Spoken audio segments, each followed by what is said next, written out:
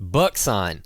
It can lead you to the hunt you've been dreaming of all year, or it can lead you to hours of waiting on a deer that's just never going to show up. On this hunt on some Alabama public land, I targeted a very specific kind of scrape and ended up tagging this buck. Not all scrapes are created equal, but if you find the right kind of scrape in the right kind of terrain feature, it can actually work out for you like it did for me on this hunt. Hey everybody, it's November 19th. It's opening day of Alabama's gun season, and I came into the area that we're going to be hunting in later December and decided to just kind of look around and kind of get a lay of the land before we actually came in here for a hunt. We had a couple areas that we were looking at on the map. It looked like they'd probably hold some good bucks just based on the terrain. Like, it's very isolated, really hard to get to. This certain terrain feature in here is actually like a hub. So you have like a bench running down the mountain, and there's like hubs within that bench, like little drainages where like water's coming down. I'm right in between two of those, basically. There's like a high spot between two of those hubs on this bench. And man, I just found the biggest freaking scrape I've ever seen in my life.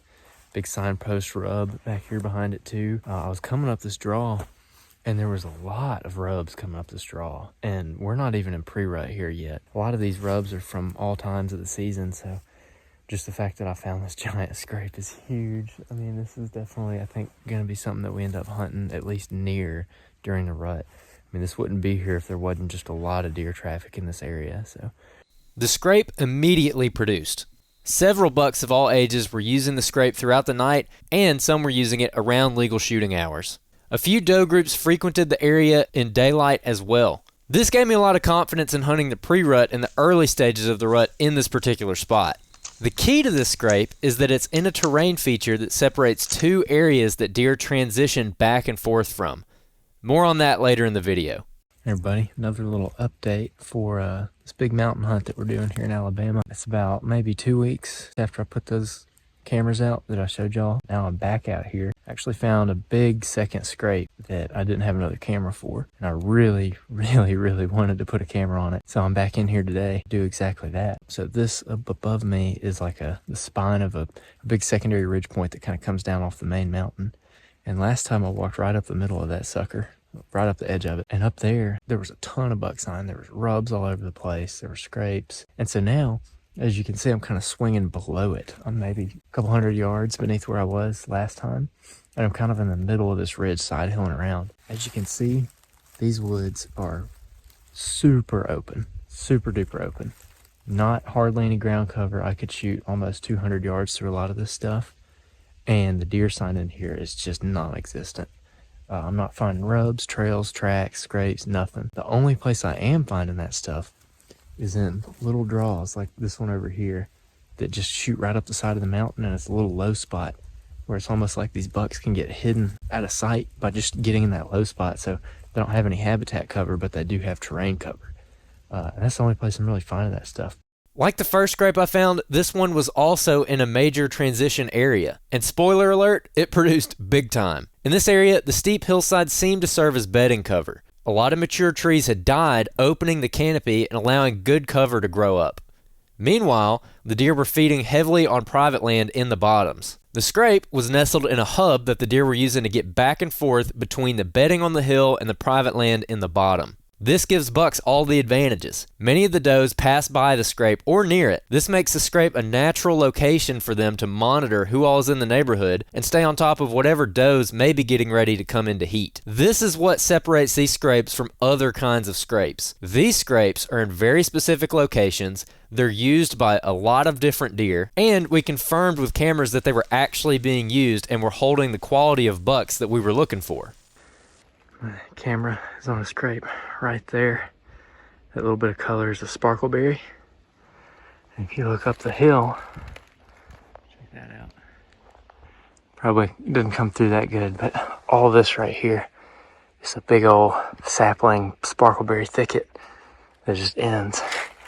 And then there's kind of a draw right here that goes up. And then there's another big old sapling thicket right there. This draw cuts in between them. A little bit of buck sign coming down that draw, and you got the scrape, and then you got a whole bunch of rubs out here on this little knob. It's kind of interesting. Kind of an idea of what we're looking at in here. I included the pre-hunt scouting footage in this video to show that the hunt really starts weeks or even months ahead of time with the time that you spend scouting. When it comes to hunting public land in the Southeast, a few good days of scouting can be worth a whole week of hunting blind. For me personally, I've found that I have more success if I had 2 days to scout and 3 days to hunt rather than 5 days of hunting with no time spent scouting. Scrape activity hits its peak at the very end of the pre-rut. With the pre-rut coming to an end, we waited for the perfect wind to move in and strike while the iron was hot. So, we're gonna hunt this saddle this morning. Same place that Jacob saw 4 shooters yesterday. And we know that there's probably about maybe 3 hot does on this ridge. So, you never know what could happen. But if they're wanting to come onto this ridge or leave this ridge, they have to come through here. So we're going to hunt this till probably midday. And then we're going to drop down low and hunt around those scrapes this evening. Because there's been chasing next to the scrapes too. There was some yesterday afternoon. So that's the plan. Hopefully this fog lifts and we can actually see something soon. The fog is starting to lift now, and we're kind of thinking we're actually about to get down and go down into the bottom where those scrapes were, and hunting that, watching down, because we don't think that the deer are up in this fog, because we think that they're going to be working up here after the fog leaves, and it takes them a long time to get off of that private land and work all the way up here. It's a pretty far walk. But I do think a lot of these deer are leaving that private and coming all the way up here. So that's kind of the movement that we're banking on right here. But hopefully they get started now that this fog's burning off a little bit. Down here in this bottom, it feels noticeably different than it felt before up on top. It actually feels a little bit warmer down here. And the wind is pretty steady. But most importantly, there's no fog, which is kind of what we were going for. After coming down off the side of this mountain, there's actually a lot of good cover and feed on the side of the mountain up there. And I think these bucks are searching for does up on the side of the mountain. And if they jump one or running one, they're running down here into the bottom because we've been getting a lot of videos of bucks chasing does here lately. So we're going to hopefully set up for that this evening. And hopefully get up in a tree by 1 o'clock and set till dark and just see what happens. I'm feeling pretty good. Okay, so we're at the scrape right now. The scrape is 40 yards from us, and this looks a lot better. There's tracks everywhere. There's fresh sign. There's been a lot of activity on this scrape over here. So now the hard part, picking out a tree. I'm not sure exactly where I want to be. Dadgummit. I wish that tree was bigger. Maybe those 2 right there. After several minutes of arguing with myself, I decided on what I thought was the ideal tree. A longleaf pine with a commanding view of the scrape and some of the small mountain laurel choked drainages that skirted around the scrape. I wanted to position myself to not only catch the bucks that actually visit the scrape, but to catch the bucks swinging downwind of the scrape. I'm a firm believer in that for every buck that you have on camera at a scrape, at least 2 or 3 more probably swung around that scrape and checked it from a distance using his nose. I needed to position myself to catch those bucks. And just over an hour after we set up, one of those bucks made an appearance.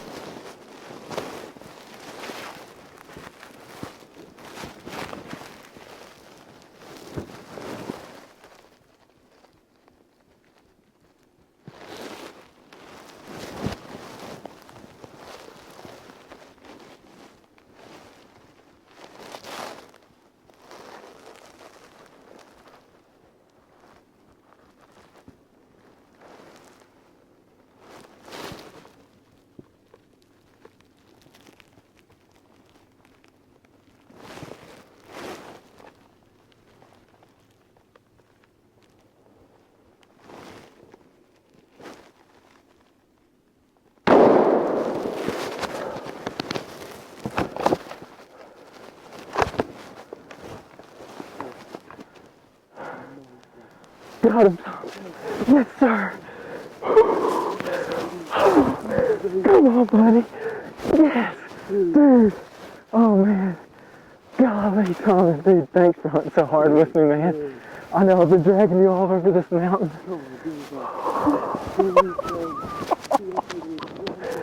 I'm starting to wonder about this spot. It's getting kind of late. And man, I'll be danged. That joker didn't just show up. I don't even know what he is. He looked like he's outside of the ears. He didn't give us much time. But when he was running at us, he looked good. Here's Jacob. Here's Jacob. Got him. Got one.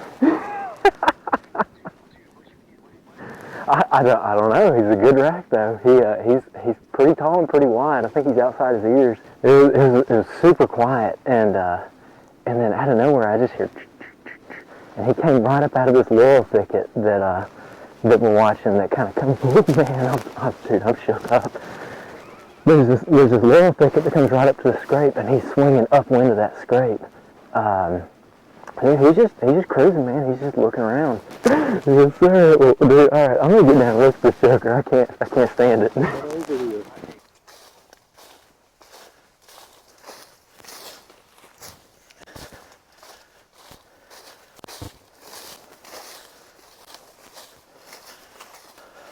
Oh yeah, man. Shoot, yeah. Oh my God. Hell yeah. Come on, buddy. Look at that kicker, dude. Oh, that's what I'm talking about, man. God, crazy kicker on the back. God, big body too.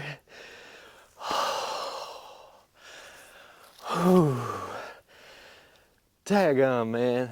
One of my biggest takeaways from this hunt is that terrain is king. Scrapes like the one in this video have played an important role for me in being able to find bucks on public land for years now. Now, people will argue till they're blue in the face about scrapes and whether or not hunting scrapes is worthwhile. I made this video to show that it has worked out for me, and if you find the right situation, it can work out for you too. But you don't know until you try. See, I wasn't just hunting a scrape. I was hunting a large terrain feature that a lot of deer were using. The scrape was just a focal point within that terrain feature that I could use to get deer on camera and draw some deer a little closer to my setup. When targeting bucks in big timber country, it's always important to look at the bigger picture. We appreciate everyone watching this video. Now for a deeper dive on scrapes and how to hunt them effectively, make sure you check out the episodes of the Southern Outdoorsman podcast that are linked in the description. You will not find more in-depth information on hunting scrapes effectively. Now thanks for watching and subscribe for more videos like this one.